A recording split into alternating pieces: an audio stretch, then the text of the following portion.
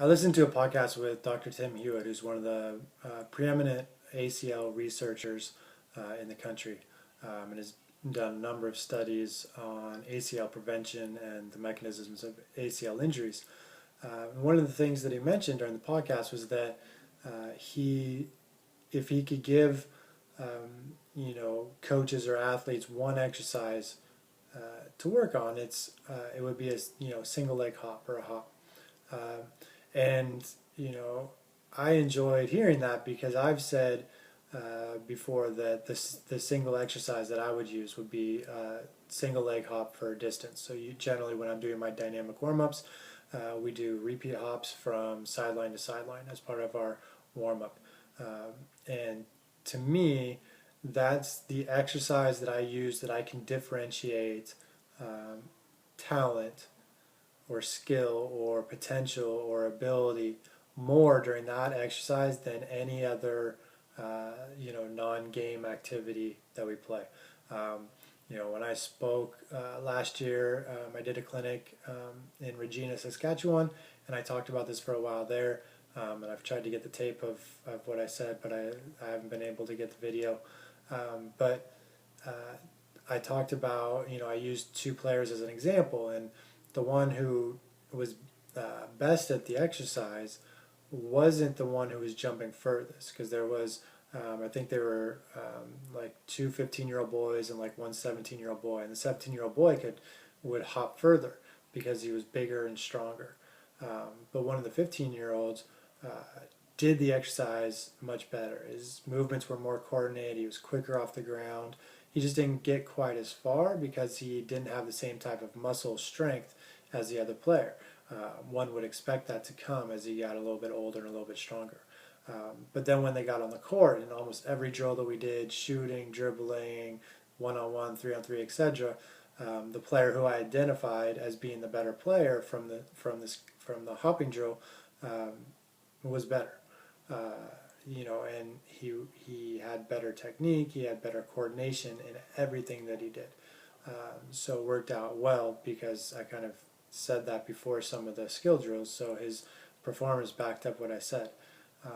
But to me, it's not an exercise that I would use with all players because even up to some of the high school girls I work with now, they're not able to do it. They don't have the strength to be able to do repeat hops. So we do single hops. So we do, we hop, we land, we hold the landing, then we hop again. So it's a different exercise. And it's trying to work on the balance and the strength and the landing capabilities of the athlete. And then once we have some of that strength, we're able to land on balance. We're able to hold a good posture through a landing. Then we can start to increase the intensity by making them into repeat hops, and then trying to increase the intensity further by getting further on each and every hop. So with younger players who lack the strength, sometimes it's not a good exercise to use because it's beyond their ability. I tend to try it and see.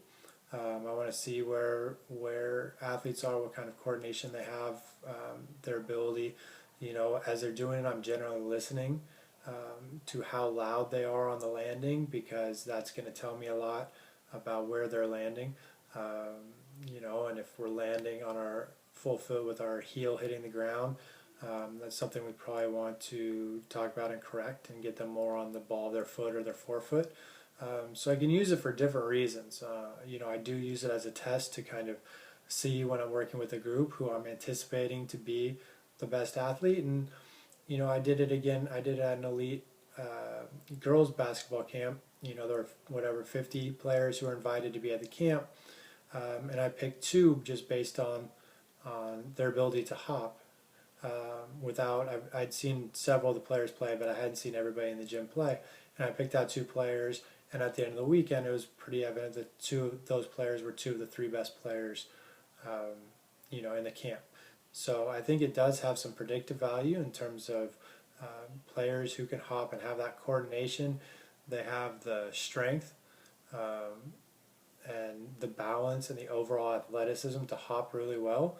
Are going to tend to transfer and be better players.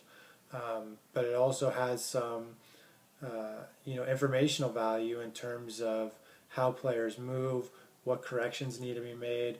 Are we looking at an athlete who needs to get a little bit stronger? Are we looking at an athlete who needs to get quicker off the ground?